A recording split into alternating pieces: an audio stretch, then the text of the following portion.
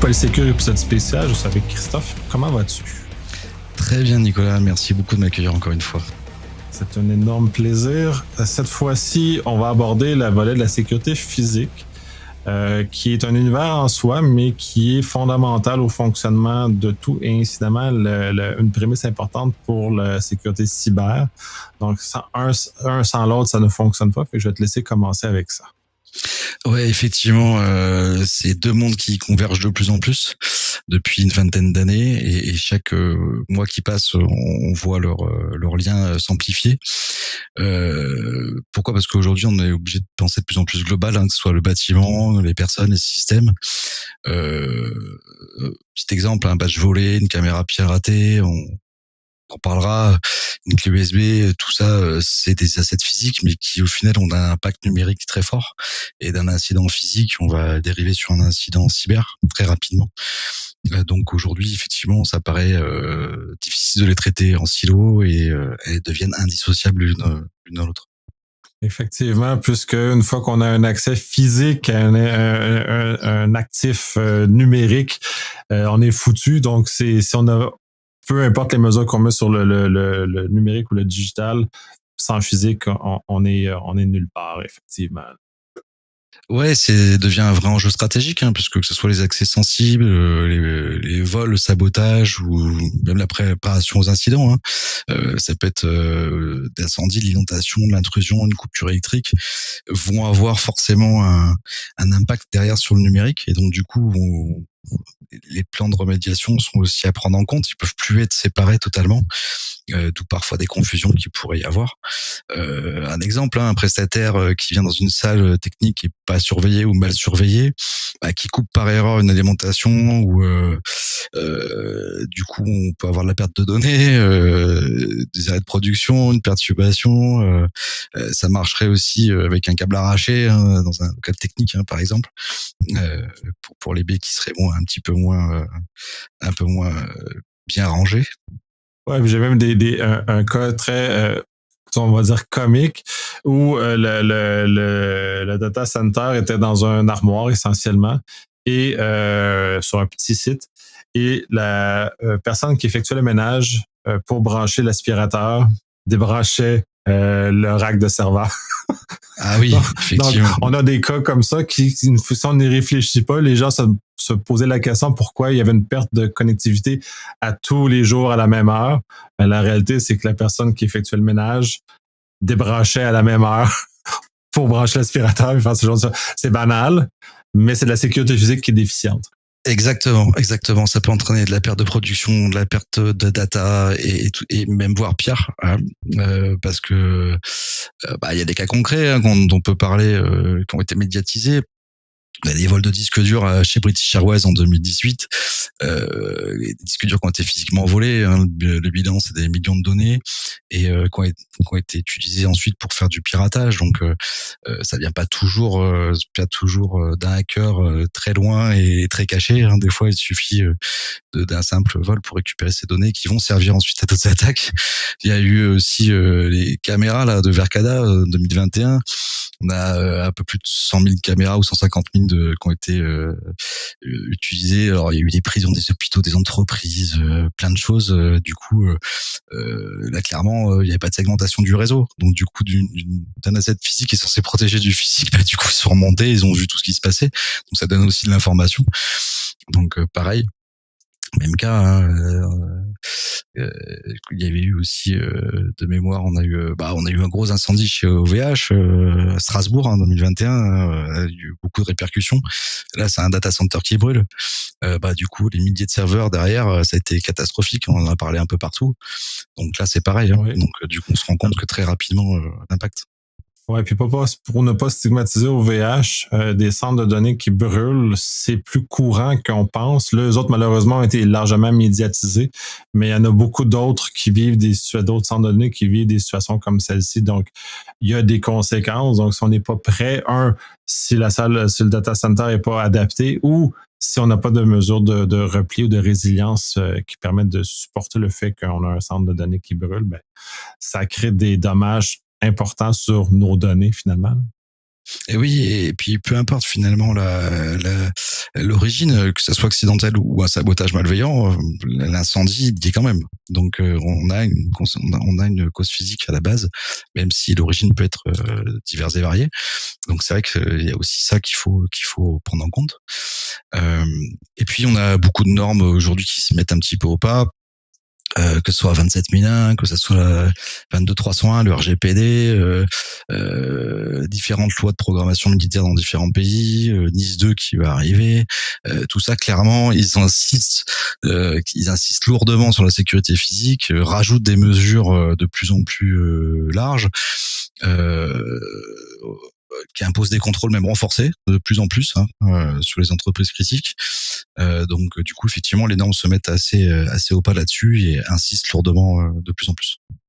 Ouais, puis c'est donc, plaisant de voir que les normes, et notamment comme NIS2 en l'occurrence, ils prennent en compte le continuum entre le physique et le digital, qui ne traite pas un séparément de l'autre, que c'est pas deux solitudes, mais c'est vraiment un continuum parce que un sans l'autre, ça ne fonctionne pas. Et la sécurité physique dépend du digital et la sécurité digitale dépend du physique. Cette interdépendance-là est forte puisque les systèmes, disons, on va prendre un cas de système de détection, les systèmes de carte d'accès sont appuyés sur des systèmes numériques. Et donc, le un et l'autre sont des interactions très, très fortes maintenant et même tellement rattachées qu'on peut pas. C'est mal de dissocier un et l'autre. Exactement. Et c'est pour ça que du coup, on est passé avant de mesures physiques et aujourd'hui à carrément la coordination, c'est écrit plusieurs reprises, de coordonner les fonctions de sûreté cybersécurité. On va au-delà de la mesure classique, on demande de coordonner maintenant, puisque ça n'a pas toujours été pris en compte. Et tu as entièrement raison. Cette convergence entre la cyber et le physique, ça regroupe notamment effectivement le contrôle d'accès, une logique physique, badge, biométrie et tout ça, MFA. Non, puisqu'on pourrait considérer que finalement le téléphone sur lequel on va valider est un asset physique. Donc il n'y a plus de dissociation et qu'est-ce qui est physique, qu'est-ce qui est numérique? Aujourd'hui, ça devient de plus en plus difficile de le dire. Certains vont considérer le badge physique, d'autres vont considérer que vu l'empreinte numérique qu'il y a dessus, c'est du numérique et donc du coup, ça peut avoir aussi des systèmes trop isolés si on s'entend pas en interne dans l'organisation. Pareil pour les caméras, les adresses IP, les alarmes connectées aujourd'hui, des capteurs, qui pourraient avoir, que ça soit sismique ou autre, de détection. On est dans la même logique. Donc aujourd'hui, les incidents, finalement, on parle beaucoup d'incidents cyber à tracer, ça est relativement bien pris.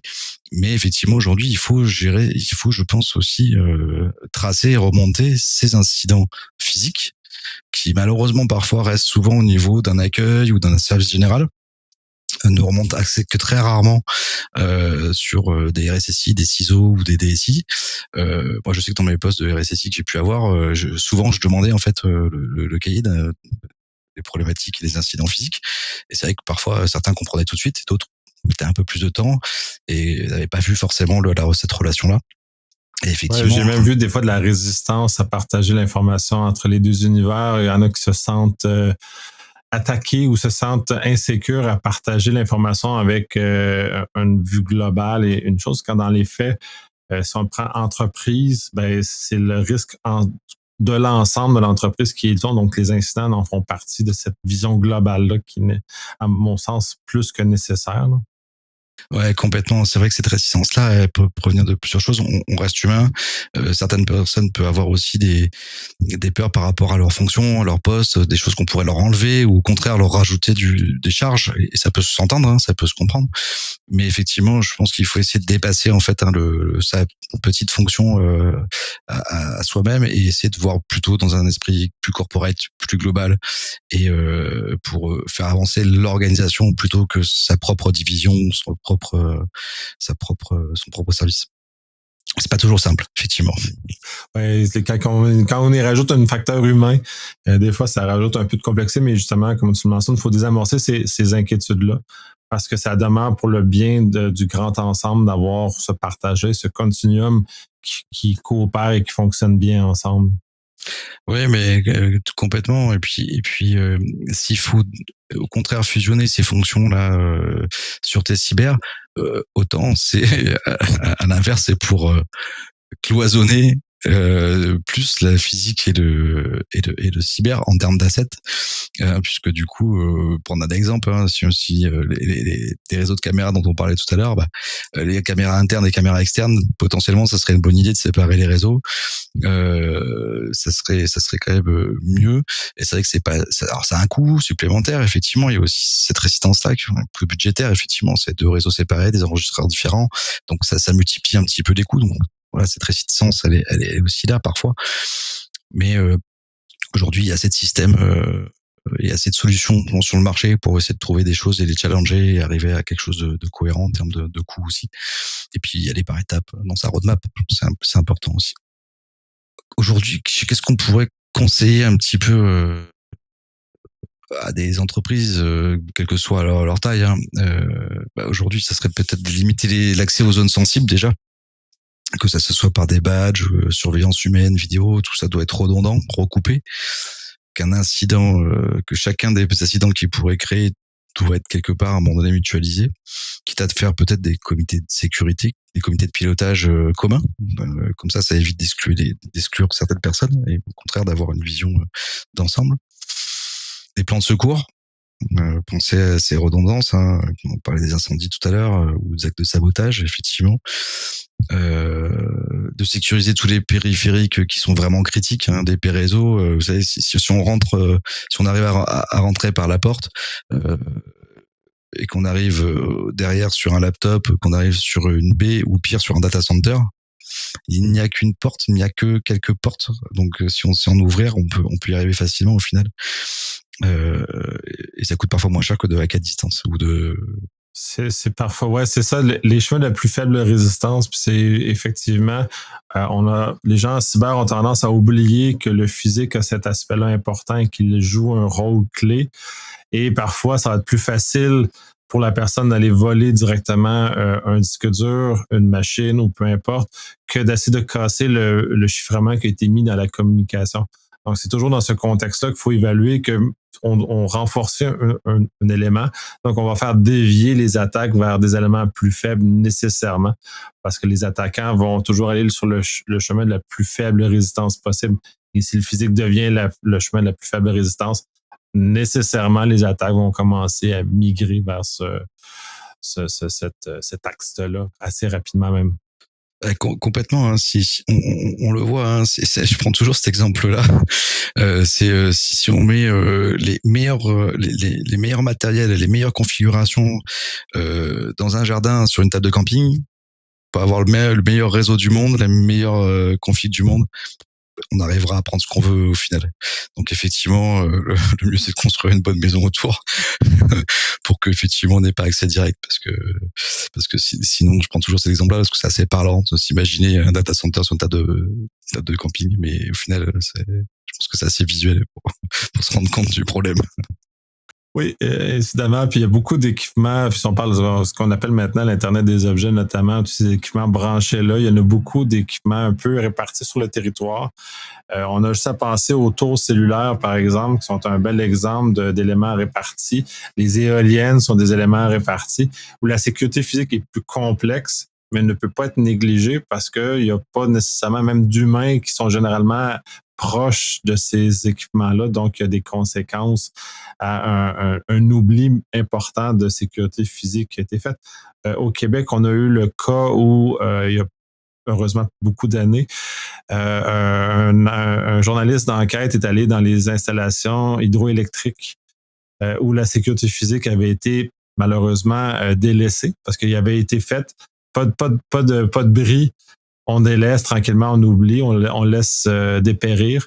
Et cet élément-là de journalisme d'enquête a ramené dans l'avant-plan et on redéployé des structures de sécurité qu'on peut appeler des sécurités physiques, mais c'est des portes, des caméras, des badges qui permettent ce genre d'éléments-là de surveillance qui surveillent l'environnement physique, mais avec des équipements digitaux.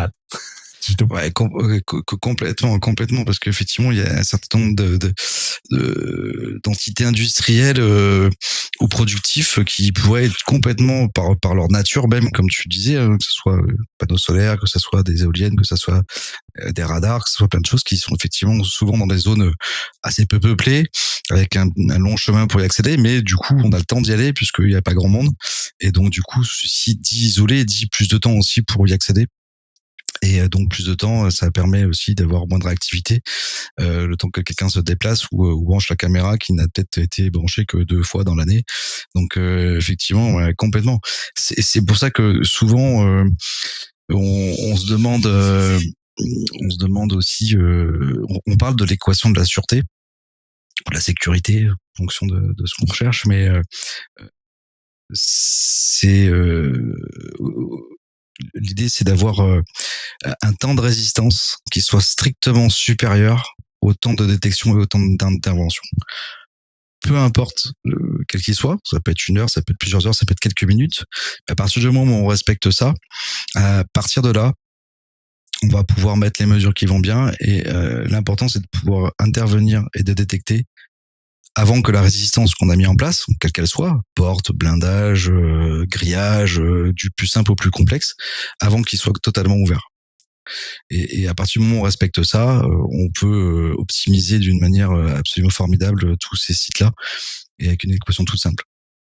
Oui, puis j'aime beaucoup cette approche-là de la sécurité physique qui est méconnue en cyber et qui aurait intérêt à être mieux acquis comme connaissance, puisque du fait qu'on est capable d'avoir d'étaler des éléments, des durées de résistance de certains contrôles ou de l'application de plusieurs contrôles, nous place dans une mesure où on est capable d'accepter qu'il va y avoir des intrusions, mais que ces intrusions-là vont être nécessairement arrêtées avant qu'il y ait le temps de se rendre au bijou de famille, à les éléments importants, et que les équipes d'intervention numérique soient capables d'arriver et d'intervenir avant que le mal soit fait, au même titre que dans la sécurité physique, que les équipes d'intervention physique soient capables d'être sur les lieux pour intercepter l'intrus qui essaie d'accéder de façon non autorisée à des informations ou à des systèmes qui sont critiques.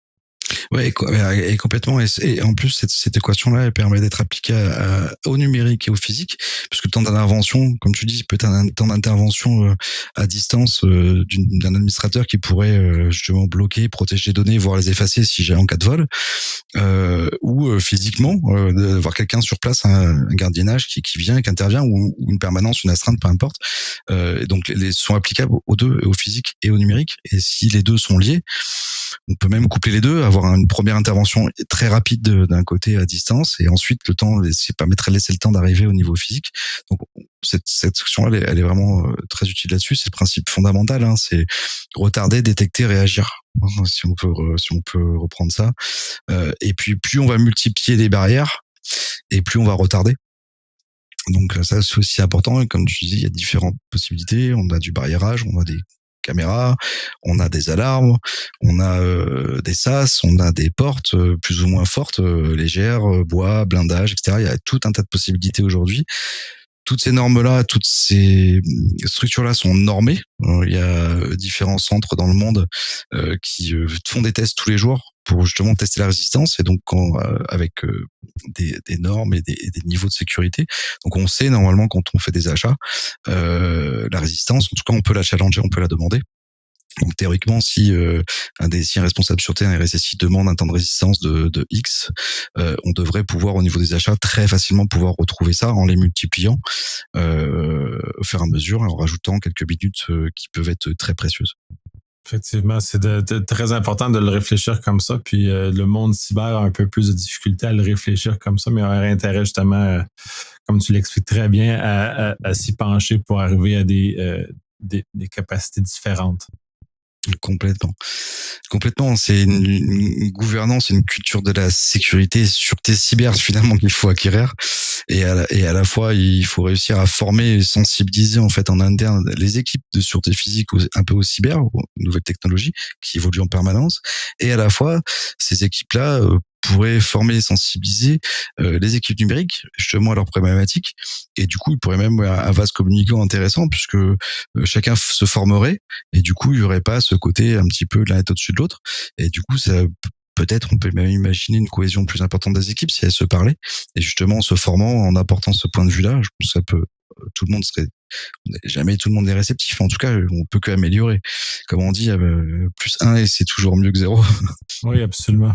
Donc aujourd'hui, voilà, si j'ai quelques conseils à donner, ça serait d'instaurer un référent qui serait capable d'intégrer cette utilisation-là, sûreté, sécurité, cybersécurité, d'organiser des exercices hybrides. On parle beaucoup d'exercices cyber, mais moi je trouve que créer un exercice hybride serait encore plus performant.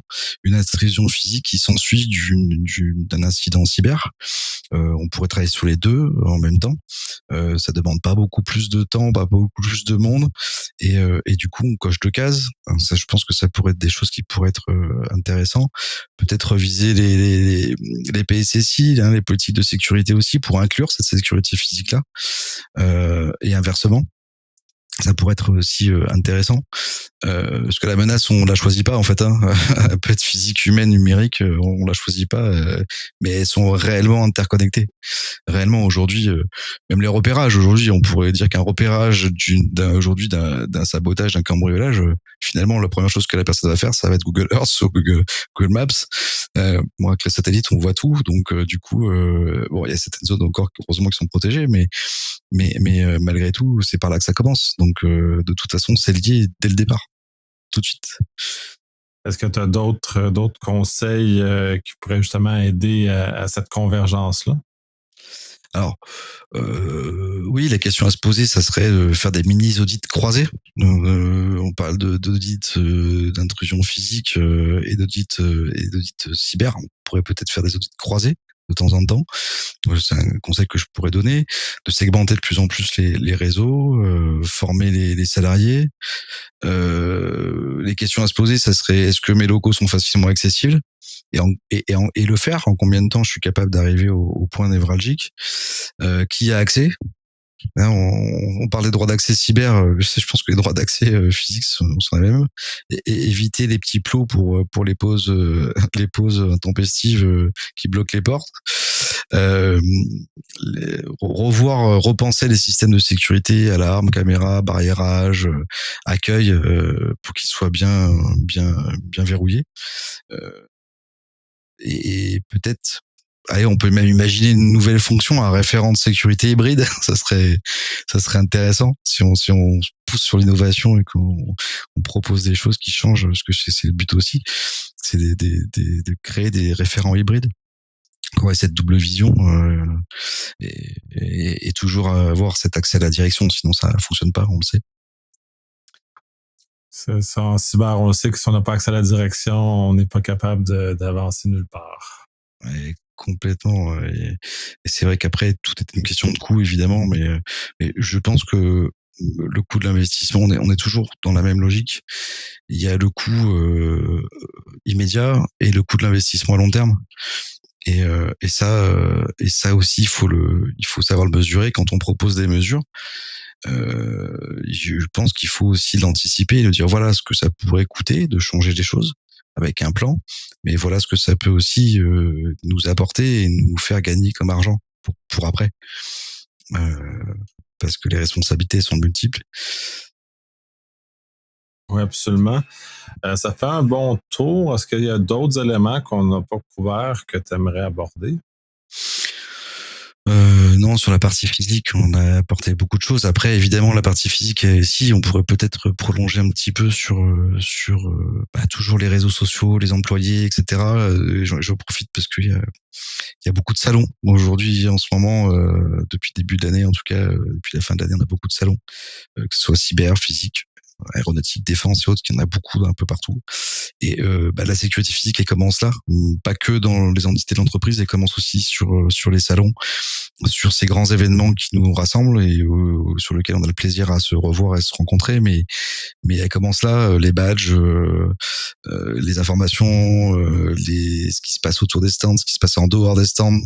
dans les soirées et autres, ça commence à, c'est la sécurité physique. Et c'est pas toujours que dans l'organisation. Ça marche aussi dans les transports, aéroports, trains et autres. Donc on voit encore trop de gens mettre leur badge, garder leur badge quand ils montent dans le train ou dans l'avion, ou traverser la rue au restaurant du coin et dire tout un tas de choses. Donc du coup ça fait partie de ça aussi. Donc, c'est ça, c'est pour boucler, c'est un grand continuum d'éléments.